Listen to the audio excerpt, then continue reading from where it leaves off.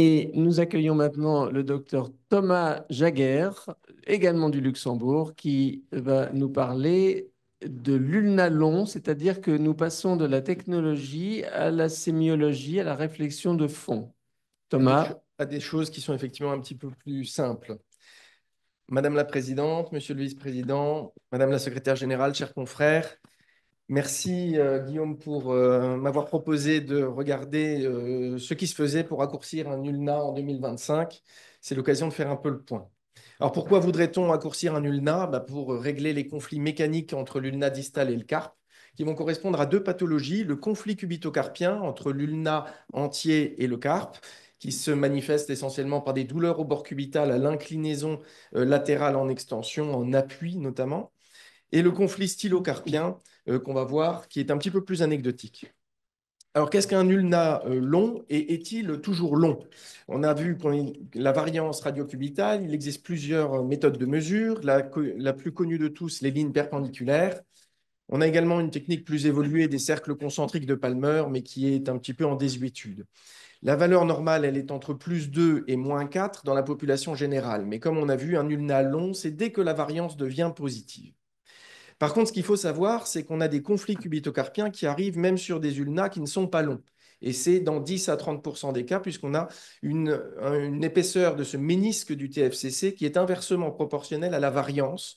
Donc on peut avoir des disques très épais et finalement un conflit qui survient sur ce ménisque.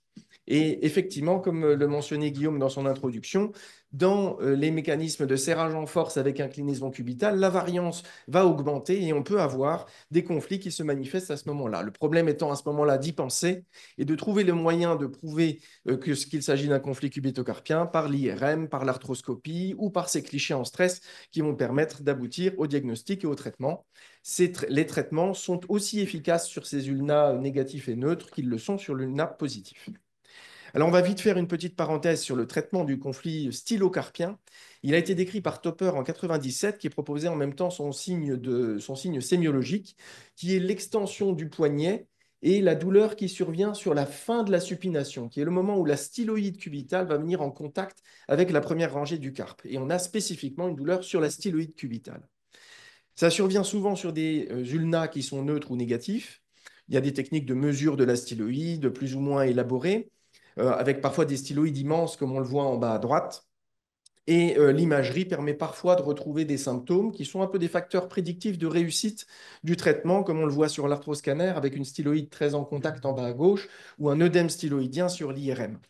Il y a des ostéotomies styloïdiennes qui existent, mais généralement, on propose plutôt des styloïdectomies qui doivent être respectueuses de l'insertion fovéale du TFCC, qu'on verra tout à l'heure avec Guillaume, pour éviter de déstabiliser l'articulation.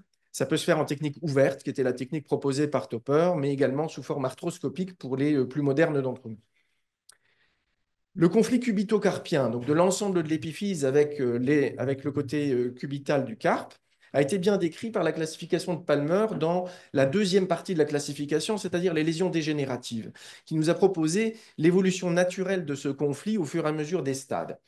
Et ce qui est très intéressant, c'est ce stade 2C, dans lequel on va avoir la lésion perforante complète du TFCC, qui va nous donner à l'imagerie la certitude du diagnostic, et d'autre part, va pouvoir nous offrir des possibilités thérapeutiques arthroscopiques, comme la Waffer procédure qu'on verra tout à l'heure. Alors, une petite parenthèse sur le conflit cubitocarpien post-traumatique, puisqu'on est sur une inégalité de longueur entre les deux os de l'avant-bras, et on va avoir finalement, dans la fracture de radius, un accourcissement de ce radius, et on peut parfois proposer soit l'allongement du radius pour le corriger, soit l'accourcissement du cubitus, si les paramètres du radius sont à peu près conservés. Alors les études montrent que globalement, on est quand même un peu mieux sur le résultat avec la correction au niveau du radius, même si elle est plus compliquée. Et en tout cas, avec justement les dispositifs de guide de coupe sur mesure, avec réalisation 3D dédiée aux patients, ça simplifie beaucoup la procédure. Donc on va dire qu'en 2025, en cas de calvitieux du radius, il est quand même nettement préférable de corriger au radius et avec un dispositif sur mesure, puisque la restauration de la congruence radiocubitale anatomique pré-traumatique permet de réduire les risques d'arthrose.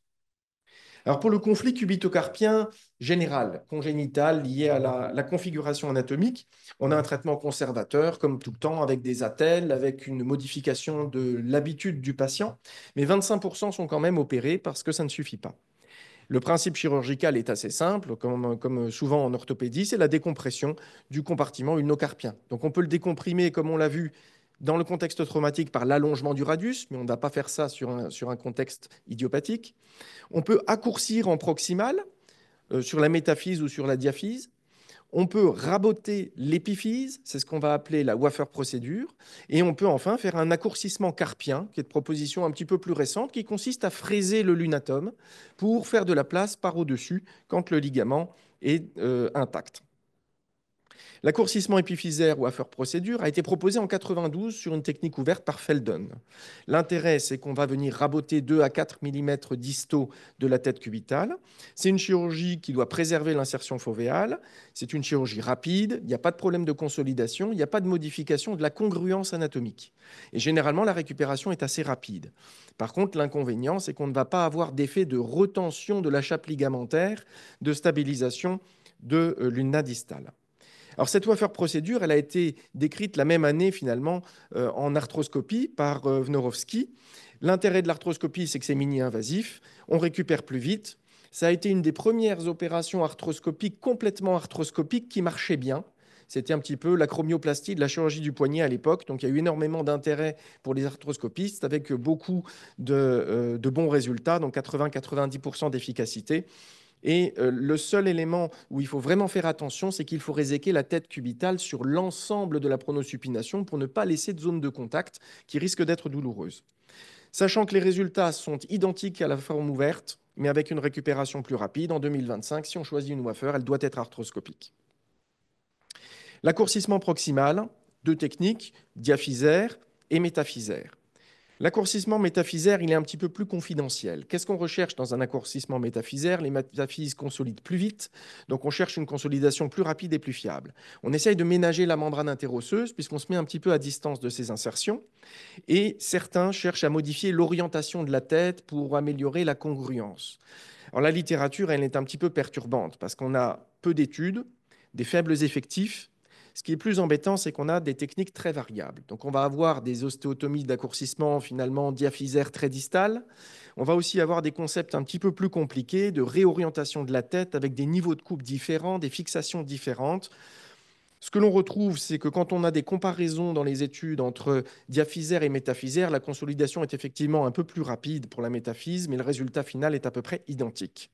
Donc c'est intéressant, mais c'est complexe, difficile de se faire une idée sur le concept exact, mais c'est plutôt à suivre.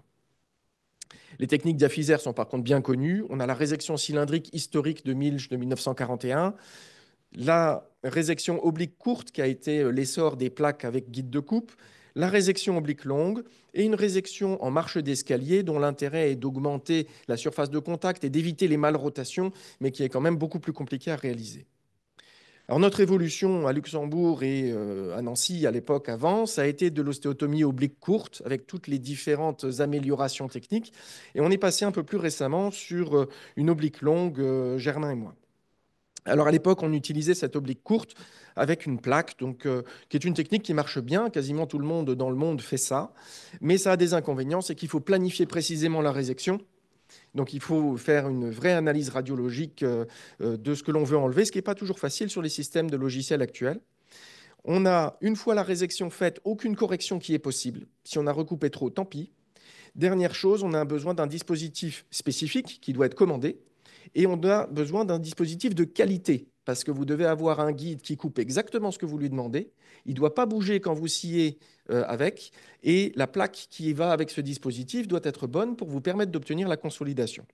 Ça, c'est des petits inconvénients. Mais si on analyse la littérature, les inconvénients sont un peu plus importants puisqu'on a de la pseudarthrose dans 4 à 10% des séries qui sont rapportées, une gêne sur le matériel puisqu'il n'y a pas de revêtement graisseux important sur le bord cubital et 7 à 70% de gêne sur le matériel. Ça fait un grand écart, mais à la sortie, c'est quand même la première cause de reprise pour ablation de matériel avec parfois des refractures de l'ulna. Donc vous vous retrouvez ensuite avec des péripéties opératoires puisqu'une fois qu'il est cassé, vous remettez une plaque, puis elle va de nouveau gêner, etc., etc. C'est pour ça qu'on est arrivé à l'ostéotomie oblique longue, qui avait été proposée à l'époque par Safar, dans une série de 2006 qui était un petit peu inhomogène, très hétérogène, des accourcissements, des allongements, des réorientations d'ostéotomie ulnaire. Alors la technique est très simple, on fait une voie d'abord médiale entre l'extenseur ulnaire et le fléchisseur ulnaire, on va préserver le périoste, on fait une ostéotomie presque parallèle à l'os la plus longue possible pour avoir le maximum de zones de contact. L'accourcissement lui-même, il va déjà se faire un petit peu tout seul, comme on fait une ostéotomie du pied. Il y a les parties molles qui vont déjà accourcir un petit peu. Et ensuite, on va utiliser une broche pour venir ajuster exactement l'accourcissement que l'on veut et on verrouille avec un davier. On passe sous la scopie. On est dans la position d'étude de la variance, puisqu'on va être sur la table à bras en abduction de l'épaule, 90 degrés de flexion du coude, exactement dans la position de mesure de la variance. On peut le régler. Comme on n'a pas enlevé d'os, on peut le glisser en plus ou en moins jusqu'à avoir la variance que l'on souhaite. Et on fait la fixation tout simplement avec des vis et des cerclages de fil. L'immobilisation dont on parlait tout à l'heure, avec le sarmiento d'avant-bras qui permet de bouger directement le coude et les doigts pour 6 semaines. Ensuite, le suivi radiographique. Et cette orthèse-là peut être recyclée pour venir récupérer les derniers degrés de mobilité si besoin, s'il y avait un petit peu d'enraidissement. Donc ici, on retrouve un cubitus long post-traumatique. On voit les séquelles de fixation sur le radius. L'ostéotomie qui est réalisée, qui permet de récupérer sur le cliché du milieu un bel arc radiocubital et une variance négative. Et on retrouve la consolidation à 2 mois sur le scanner, qui doit être faite avant de lâcher véritablement le patient dans la nature. Donc on s'est intéressé à cette technique en faisant une étude rétrospective sur les 14 premiers cas que Germain et moi avons fait. Il ne s'agissait que d'ostéotomie d'accourcissement avec des constitutifs et des post-traumatiques, mais aucune anomalie de type Madelung. Les aspects techniques, on s'est rendu compte tout doucement qu'au fur et à mesure de l'expérience, on augmentait la longueur de l'ostéotomie, peut-être par confiance finalement dans ces petites esquilles osseuses d'ulna. La longueur de l'ostéotomie, c'était 6 cm environ, 4 à 5 vis qui permettent d'avoir une bonne stabilité initiale et une opération très courte de 45 minutes. La durée de consolidation était très rapide. On a eu environ 2 mois et demi pour la consolidation osseuse authentifiée par scanner. 14 consolidations sur 14. Les patients, bien évidemment, étaient contents puisqu'on avait décomprimé leur compartiment ulnocarpien et simplement une petite perte de la fin de supination, les 10 derniers degrés chez quelques patients. On voit l'accourcissement 4,43 mm. Au chapitre des complications, très peu. On a retiré 2 fois le matériel, dont une fois parce que le patient ne voulait absolument pas de corps étranger dans le corps. Alors, notre expérience sur cette ostéotomie oblique, elle est excellente. On trouve que c'est efficace, facile, très fort taux de consolidation rapide. On n'a pas besoin d'un guide ou d'un dispositif spécifique, ce qui fait que c'est accessible à tous et à tous les établissements. Il y a une très bonne tolérance des vis vis-à-vis des autres implants, très peu de stress en cas d'ablation puisqu'on n'a pas de phénomène de stress shielding sous les plaques. Et on va avoir la possibilité d'ajuster à la demande, en plus ou en moins, jusqu'à la dernière seconde. Le seul inconvénient étant l'immobilisation un peu longue, mais qui est contournée par le Sarmiento. Donc en 2025, nos ostéotomies diaphysaires sont résolument obliques longues. Quels sont les paramètres qui vont influencer les ostéotomies? Parce qu'on a vu qu'il y avait différents types d'articulations sur la radiocubitale, la classification de Tollade qui est rappelée à droite. Les études nous disent qu'il n'y a aucun effet de cette classification de Tollade sur les résultats cliniques. Par contre, quand on s'intéresse au réverse oblique, il y a quand même des arthroses radiographiques dans 32% des cas. Donc il faut peut-être quand même s'en méfier un petit peu. L'ampleur de l'encourcissement, par contre, est beaucoup plus problématique. Dès qu'on va commencer à enlever 4,5 mm et plus, l'incongruence articulaire augmente, on a une modification de la répartition des forces au niveau de la surface articulaire, et on va se retrouver avec une corrélation avec l'arthrose. Donc il ne faut pas jamais trop raccourcir. Est-ce que les lésions ligamentaires ont une influence? Aucune. La lunotriquétrale n'a aucune relation avec le résultat clinique. Le TFCC non plus. Souvent, en fait, ces lésions sont d'ailleurs la conséquence de l'ulnalon qui, par son usure, les abîme. Les facteurs de consolidation sont ceux de toute l'orthopédie. Tabagisme qui réduit la consolidation, quand on fait brûler l'os avec une double scie, et la préservation du périoste qui est très importante pour une cicatrisation rapide utilisant sa vascularisation. Alors, doit-on faire de l'accourcissement ou de la wafer? Il y a des études comparatives. Et en fait, elles n'ont de raison d'être que dans le secteur où les deux techniques sont concurrentielles, c'est-à-dire en dessous des 4 mm maximum que la wafer peut faire. Et dans ce secteur-là, on voit que la wafer donne la même chose que l'ostéotomie sur les résultats cliniques, radiographiques et sur les scores fonctionnels. La récupération est un petit peu plus rapide pour le début au niveau de la wafer. Par contre, on va avoir des complications, on l'a vu, plus importantes sur les plaques qui sont liées au matériel, à la pseudarthrose. Et c'est donc une des causes de réopération. Les méta-analyses qui sont basées sur ces études comparatives, finalement, retrouvent la même chose. Alors, comment fixer la décision? On va regarder plusieurs choses. Les éléments anatomiques, donc le statut du radius, on en a parlé, l'arthrose radiocubitale, on en a parlé également au début, l'amplitude de l'accourcissement qui est nécessaire pour faire ce que l'on veut, la stabilité radiocubitale, la perforation du TFCC, l'anatomie de la radiocubitale. Et cette anatomie, on va s'intéresser, est-ce que la tête cubitale est bulbeuse, comme en haut à droite, qui ne demande qu'un coup de fraise? Est-ce qu'elle est plane? Et la tolérance à la proximalisation. Est-ce qu'on va avoir une réverse oblique ou est-ce qu'on va avoir comme en bas à droite un bandeau cartilagineux qui est très étroit, qui va se décoapter dès qu'on va enlever quelques millimètres? Le patient est-il tabagique, mauvaise consolidation, le temps alloué à la guérison et sa tolérance à la complication. Alors on arrive sur cet organigramme un petit peu compliqué, mais qui est assez simple finalement. On a un conflit cubito-carpien. Dans la partie en haut à gauche, le calvicieux. Dans la partie en haut à droite, le palliatif. Finalement, ces choses-là se débarrassent assez vite. On va déjà regarder l'accourcissement souhaité. Quand on a besoin de plus de 4 mm, on est dans la partie gauche. Il y a une seule réponse, c'est l'ostéotomie. Et pour nous, elle est résolument oblique longue. Quand on a un accourcissement qui est de moins de 4 mm, il faut se poser donc d'autres questions. L'articulation est-elle stable? Si elle n'est pas stable, de manière majeure, il faudra probablement reconstruire une stabilisation par une ligamentoplastie. Ça, c'est la partie droite.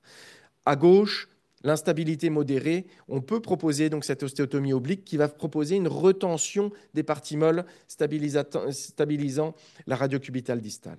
Le cas le plus fréquent, c'est celui du centre. C'est finalement une stabilité radiocubitale qui est correcte. À ce moment-là, la possibilité technique, ça va être la perforation du TFCC. Oui, résolument, il faut faire une wafer arthroscopique puisqu'on va récupérer plus vite. S'il n'y a pas de perforation, il faut regarder si l'on peut proximaliser le cubitus. Si on peut le proximaliser, l'ostéotomie oblique est préférable.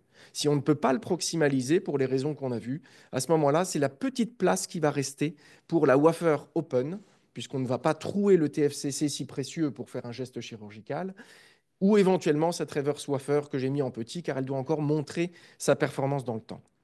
Donc le conflit cubito-carpien, c'est une pathologie qui est connue depuis longtemps. L'ostéotomie, elle a permis de développer les premiers traitements et d'éveiller l'intérêt.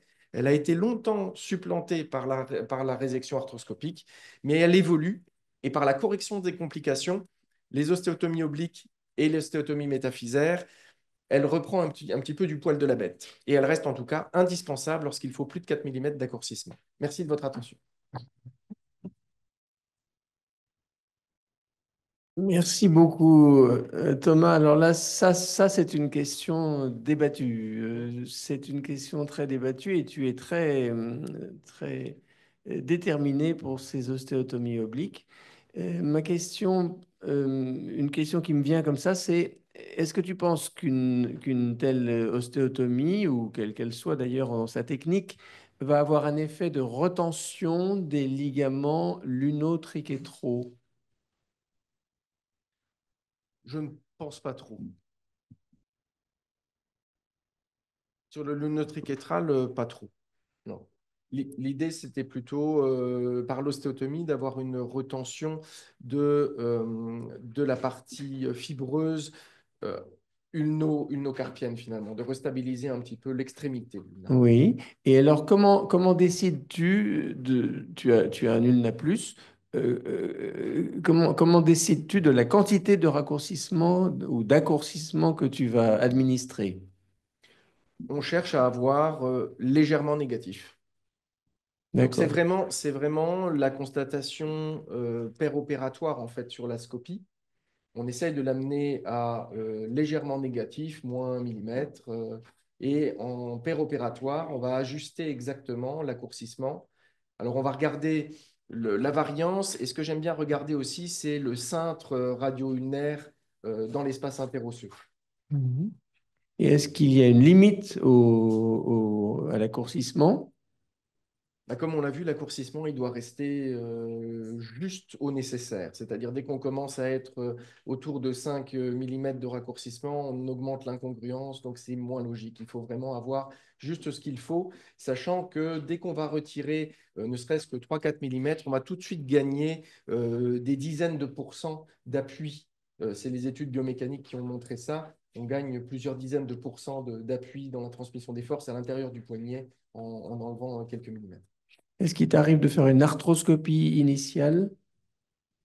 Et... Non, non, parce que enfin, je la fais pas, parce que généralement, avant de faire une ostéotomie, je les ai passés par la routine d'imagerie classique, soit d'IRM, soit d'arthroscanner, qui me donne, entre guillemets, les éléments non pas tactiles qu'on aurait sur l'arthroscopie, mais les éléments justement de perforation, de qualité du TFCC, d'état du cartilage, notamment.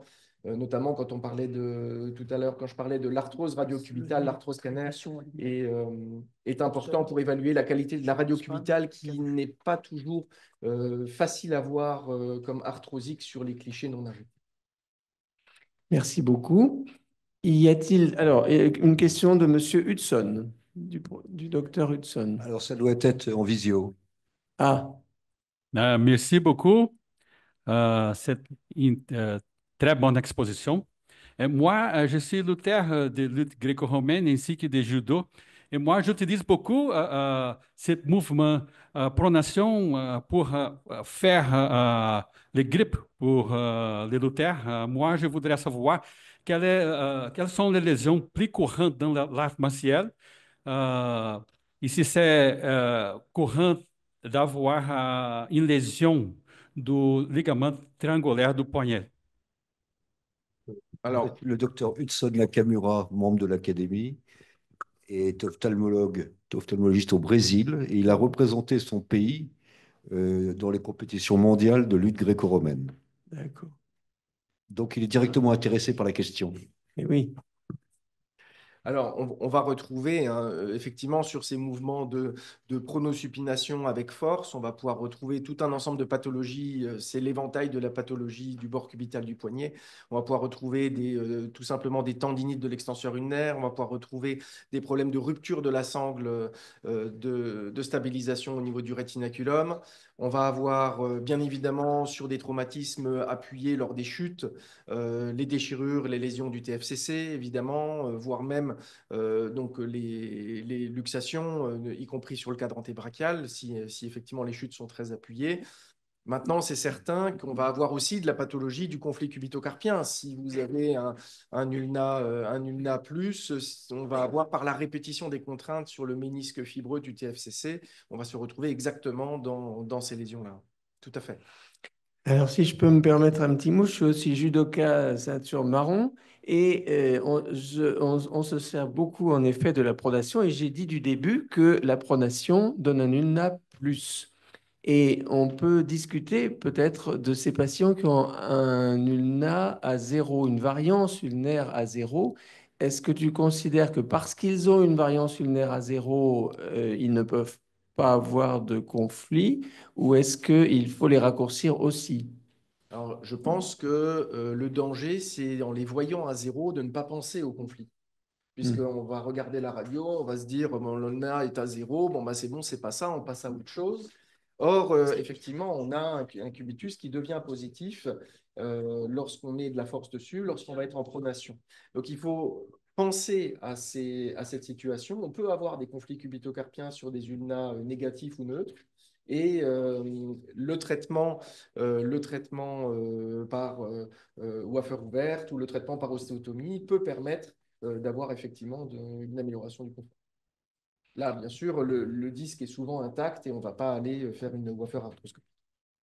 Si j'ai d'une question, bravo, Bien sûr. superbe exposé.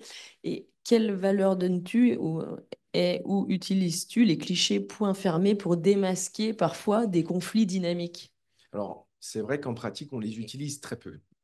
En pratique clinique, on les utilise peu. C'est vrai que l'idée est intéressante et je pense qu'il faudrait qu'on le fasse. Le problème est toujours dans les services de radiologie d'avoir un vrai cliché point serré, parce qu'on a le même problème sur le scaphoïde lunaire, ou quand tu utilises sur la trapézo-métacarpienne les clichés de test d'Eaton sur la stabilisation latérale. Il y a la différence entre dire au patient « fermez la main » ou serrer le plus fort possible. Et finalement, tant que la force n'occasionne pas la modification de variance, on peut avoir un faux négatif finalement.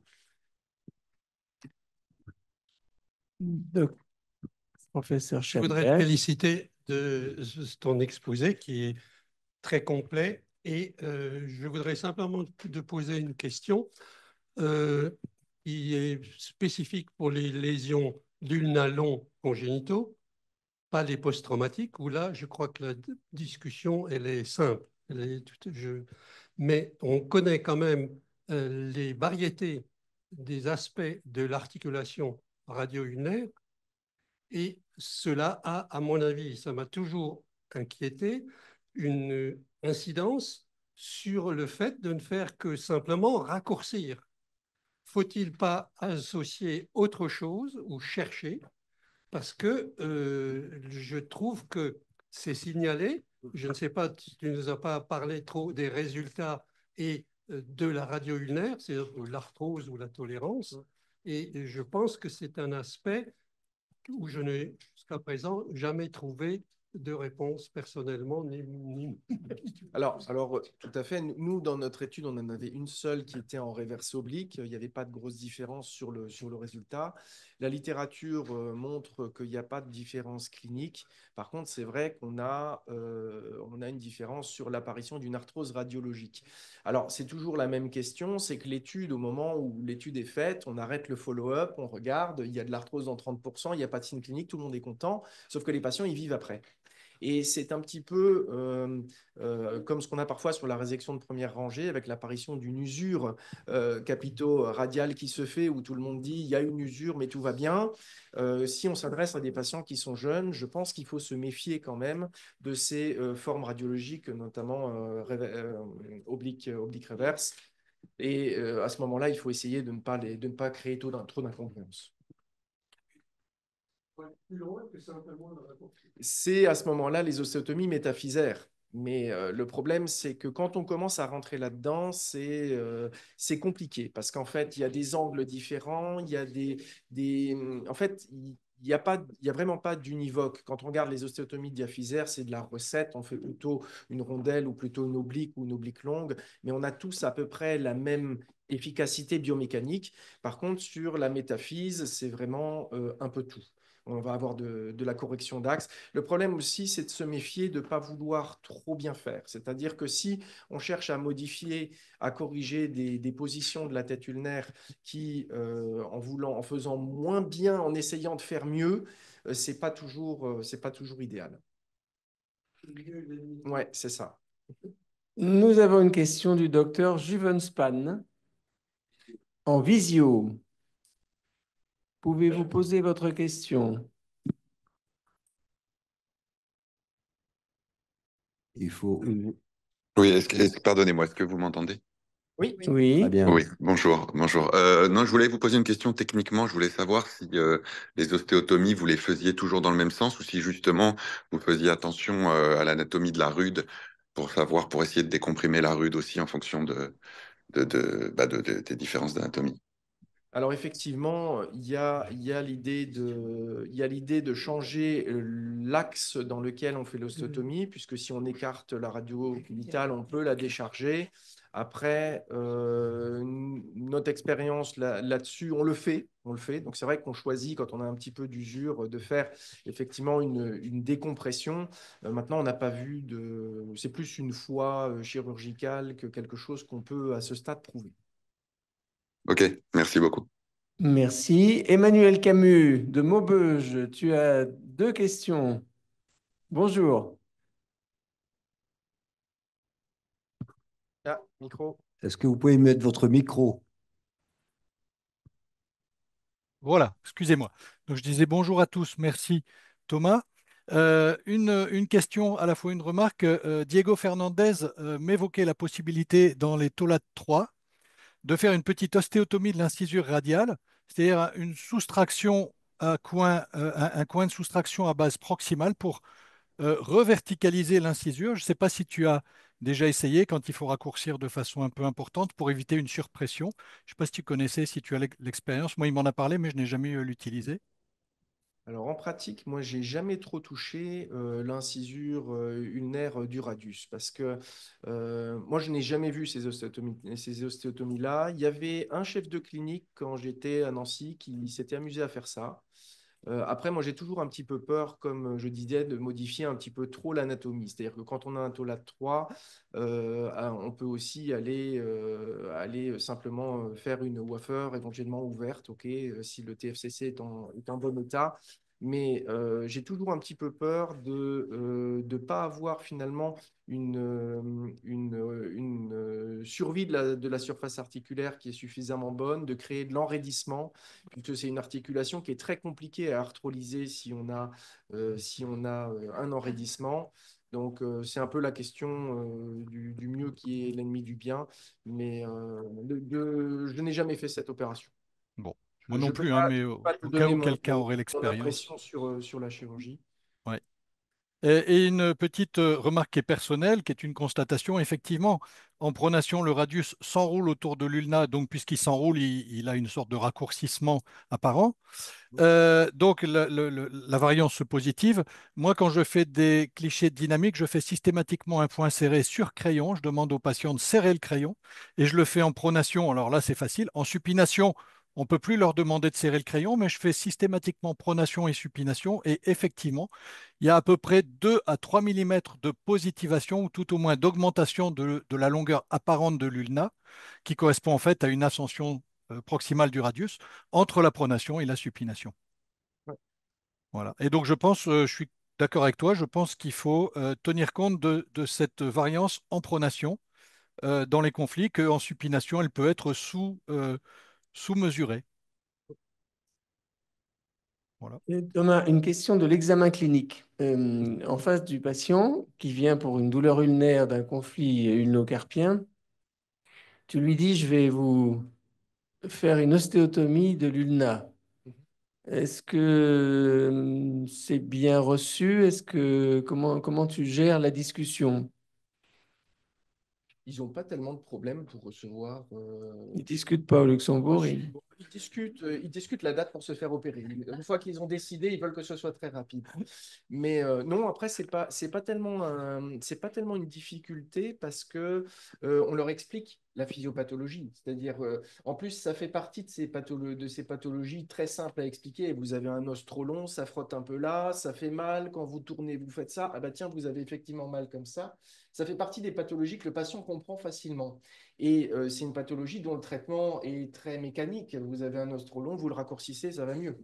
Donc, c'est des choses qui finalement sont plus dans l'acceptation, on va dire, du délai de récupération, la discussion de la consolidation osseuse, la longueur de cicatrice, parce que c'est vrai que quand on fait une ostéotomie, on met 10 cm de cicatrice, on n'est pas sur la face sociale visible, mais on a quand même 10 cm de cicatrice.